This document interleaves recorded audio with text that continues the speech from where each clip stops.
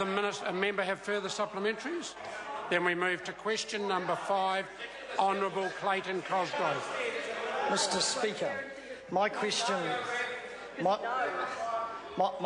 is to the Minister of State-Owned Enterprises and asks, prior to his resignation as CEO of Solid Energy, on what date was Don Elder's contract last renewed?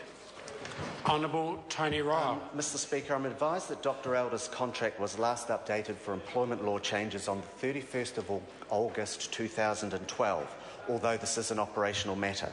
I'm advised that no changes were made to pay or entitlements, and this has been confirmed by Mr Mark Ford, the current chair, and Mr John Palmer, the former chair. Point of order, Mr. Speaker. Given the noise, could he confirm the date? I couldn't hear it, I'm sorry. I'm sure he can. Minister? I'm advised Dr Elder's contract was updated for employment law changes on the 31st of August 2012, although this is an operational matter. Supplementary question, Honourable Clayton Cosgrove. Given that the 31st of August 2012, according to the Companies Office, was the last date of the then Chair of Solid Energy, the last date that the then Chair of Solid Energy, John Palmer, held that office, does he think it's appropriate that an outgoing chair, on the day he leaves office, signs off a new contract, thereby locking in the incoming chair to a financial commitment which as a result would mean a far greater amount being paid by the taxpayer for Dr Elder's subsequent severance pay? Speaker, Honourable Tony Ryall. As I told the member yesterday, that same allegation he made yesterday was incorrect. The contract was updated. Point of order, Honourable Clayton Cosgrove. Mr. Speaker, I asked the Minister, given that the 31st of August, according to the Companies Office, was the last official date that Mr Palmer was in office, then is it appropriate for the outgoing chair to sign off a new contract, thereby locking in that commitment to the incoming chair, which has a direct impact on the severance pay the taxpayer would pay on his resignation? Order. The member now has repeated his question, and I think, considering the length of the question, it's only appropriate the Minister be given an opportunity to answer it. If I look at the Hansards, I'm sure we'll see he's about 2 seconds into his answer before the member took the point of order, which is hardly helpful. Would the Minister like to respond to the question? As Chairman, Mr Palmer was entitled to enter into whatever arrangement. It's my understanding that Dr Elder has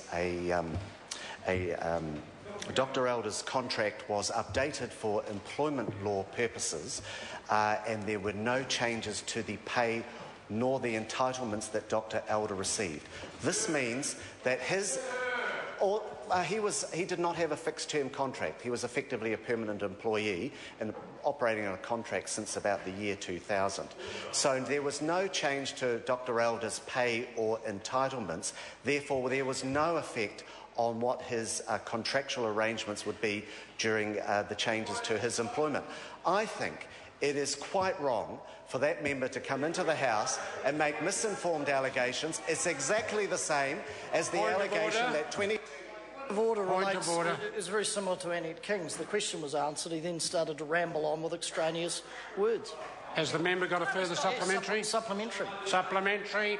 Honourable Clayton Cosgrove. To the Minister, is Dr Elder still employed and being paid in any capacity today by Solid Energy? Honourable Tony Ryall. Mr Speaker, I think in the statement that came out when Dr Elder announced his resignation, I think it was made clear that he was going to be available to the company for a period of time, and I think that period of time is still in existence. Supplementary question, Honourable Clayton Cosgrove. Does he believe it was appropriate to reward the Chief Executive with a new contract on the day the outgoing chair officially left office, given the severe financial strain the company was under, the fact that Solid Energy was under month-to-month monitoring and the Minister was receiving month-to-month reports, and further that Dr Elder then subsequently resigned some months later? Honourable Tony Ryall. Mr Speaker, Dr Elder had an open-ended contract, so I think trying to paint it as a renewal is quite inappropriate. I've been assured by both Mr Ford and Mr Palmer that there were no changes to his pay and entitlements which would have affected any of his requirements thereafter. Can I say to that member, he is constantly misrepresenting the situation, like he did when he claimed $22 million of executive payments, which was not correct. This member has a habit of answering questions and then rambling on with extraneous material. You had ruled previously with Annette King that once the question is answered, the minister should sit down and we get on with it. I just simply ask for consistency. It was a very long question. It was equally a very long answer, but a satisfactory one. Supplementary question, Honourable Clayton Cosgrove. How can the minister characterise the re-signing of a contract with the Chief Executive of Solid Energy as anything but a renewal of a contract? Honourable Tony Ryall. Mr Speaker, because the advice that I've received was that it was an open-ended contract, that what Mr Palmer was doing was seeking to regularise it for latest employment law changes, and I've been assured that there were no changes to his employment pay or entitlements which came as a result of that process. Supplementary question, Honourable Clayton Cosgrove. Will the minister give a commitment to the House today that he will initiate an independent inquiry into the governance and so-called financial management of Solid Energy, given that last year his government valued Solid Energy at $1.7 billion as part of the asset sales program, and now, according to his own Prime Minister, it is worth, quote-unquote, less than nothing. Will he give that commitment to the House today? Honourable Tony Ryall. Mr Speaker, no, I'm not going to launch some sort of independent investigation into the governance of Solid Energy. The governance of Solid Energy, much of whom were appointed under the previous Labor government, were running that company. And they were doing very well up until 2011. We had the scoping study. It identified a number of issues. And I agree with Trevor Mallard. The collapse of world coal prices is a most significant factor in this matter. Question number 6, Dr. Jan Yang. Mr Speaker, my question is... A point of order from Honourable Clayton Cosgrove. Mr Speaker, I seek leave to table a document showing that John Palmer was reappointed in 2009 and 2010. I believe it's from the annual report.